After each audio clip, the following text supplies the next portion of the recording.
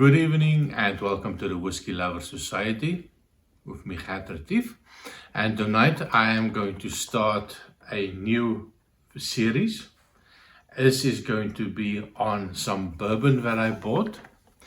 I have only had one bourbon in my life, well, two.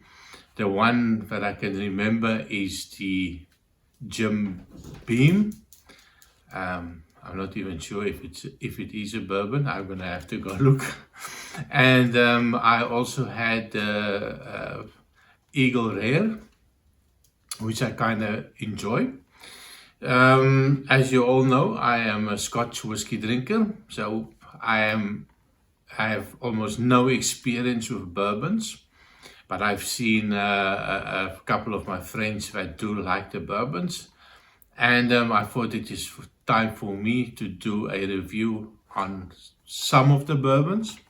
I've seen there's literally hundreds of thousands of different types of bourbons. So this is going to be a quick review. I have no information on the bottles. I don't want to go look at the bottles, so this is going to be my experience, straight out of the box, straight out of the bottle. And I'm going to tell you what I think. I've seen a lot of videos that people trying something for the first time. This is going to be one of them. So I have here the Williams Kentucky Straight Bourbon. I have the Elijah Craig small batch, and then I have the Larceny. I can't even reach, a little bit small. So I have open up the box,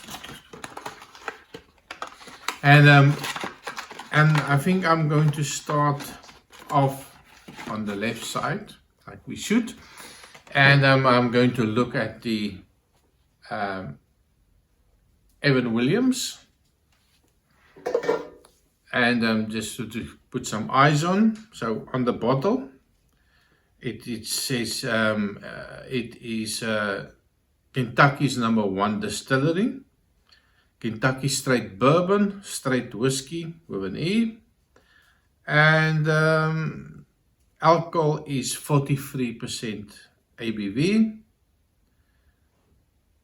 and a genuine sour mash. I don't know what that is, but it must be important when they put it on a label. And then they have a government warning, which I don't care about. And that's the only thing that I have on this bottle. Color wise, I don't know anything about the color. I don't even know if I do add color to the whiskies or bourbons in America. No idea. Age statement, I have no idea, because they don't say anything on it, so probably no age statement. Filtration, no idea as well. I didn't want to taint my experience with it by going deep into the whole history of it and look up all the information, because I want my experience with a bourbon and not somebody else's experience. So with that, on the nose, cheers. It's a lot different to what I'm used to. I do get a little bit of a caramel note. I do get a sweeter type of notes on the nose. And then the alcohol, surprisingly, at 43%, it feels a little bit on the strong side for me. So with the alcohol, I think it is it smells very youthful, more raw alcohol type of smell to it. So I suspect that it is not a long maturation, or maybe 3-4 years, something like that. I do get a little bit of a vanilla note, maybe a little bit of a toffee note, but there's a smell to it that I cannot identify. I've never smelled that before. And then also the alcohol. As soon as you start agitating it a little bit, the alcohol just hits you in the face. And that's normally a sign that it is not a old whiskey. So not big on the taste, on the nose. Just a couple of notes that you get. You get a little bit of a sweetness, you get a little bit of the vanilla, you get a little bit of a toffee type of note, a caramel type of note. And that's that. There's nothing else that comes out. So on the taste, cheers.